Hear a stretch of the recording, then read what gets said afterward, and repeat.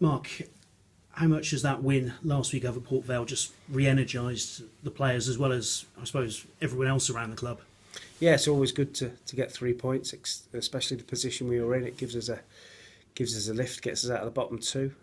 With the addition of the new signings as well, it makes it feel a whole lot better. And I imagine results just help the settling in process for the new boys as well. You couldn't use all of them Tuesday night, so presumably some of them have had a bit of a chance to do a bit more training. Yeah, well, obviously Ruben, Farrand, and Gavin couldn't play, being cup tied, and we rested, Doige, Lee Collins as well. So we didn't want to take any risks. But yeah, they're in good shape and should be nice and fresh for this weekend. And I suppose because of the changes, what it does mean is it's just freshened up some of people who might be considered fringe players around the squad. So difficult selection for this weekend. Well, we played really well last Saturday.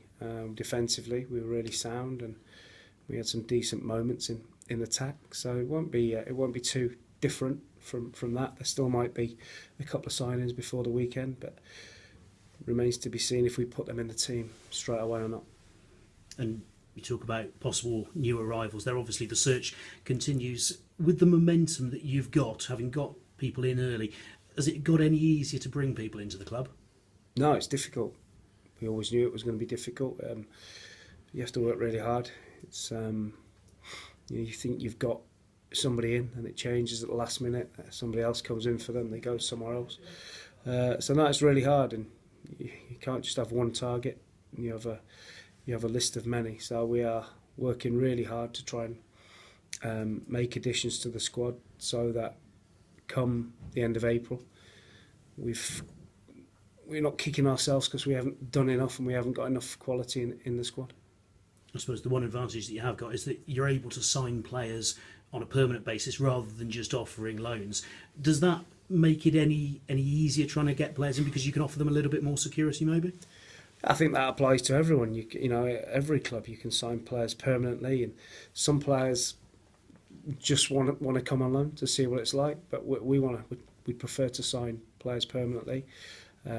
Obviously, then you're trying to persuade them, look, we're not going to get relegated, we're going to be fine, and stuff like that. So it is really difficult market to work in.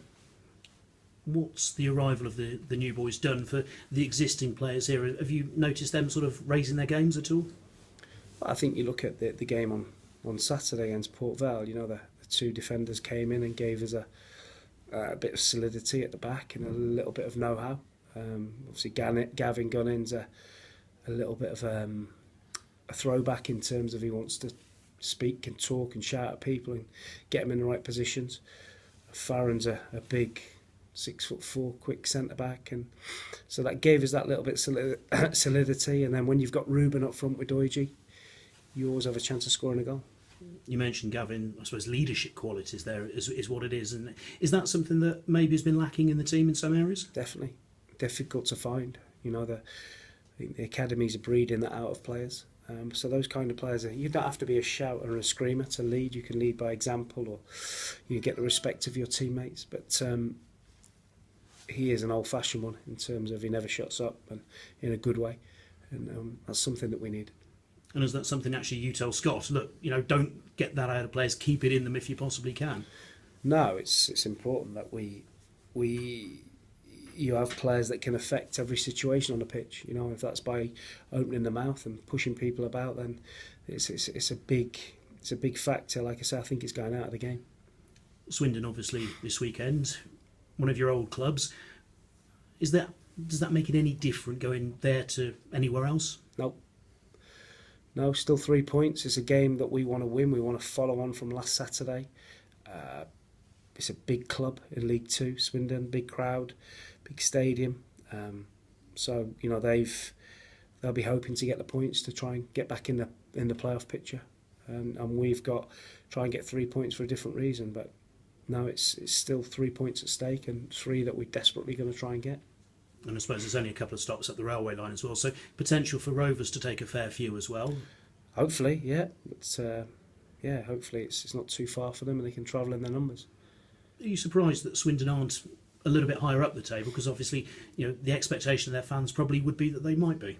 Difficult though, when you look at the teams in the league, Luton, Notts County, Coventry City, some big teams in the league. It's not easy to, just because you're a big name, you have no divine right to be at the top of the league. And you know, they got some good players, got good staff, and I'm sure come the end of the season they'll be hoping to be up and around it for certain. And the 2-0 here, Forest Green played very well. Plenty of possession, but just not quite that cutting edge, and they put away their chances. They did. I wouldn't call them chances. I would call them gifts. But they've got some experienced players, you know, and they just waited for us to make those mistakes that day. But they've had some good results. You know, they beat Notts County a couple of weeks ago. They won away at Barnet, so we're aware it's going to be a tough game. And we'll have to play very well, and as well as we did last week, to get the points. Injuries? How's the squad? All good. Yeah, we've got just Dale Bennett's injured, and that's about it.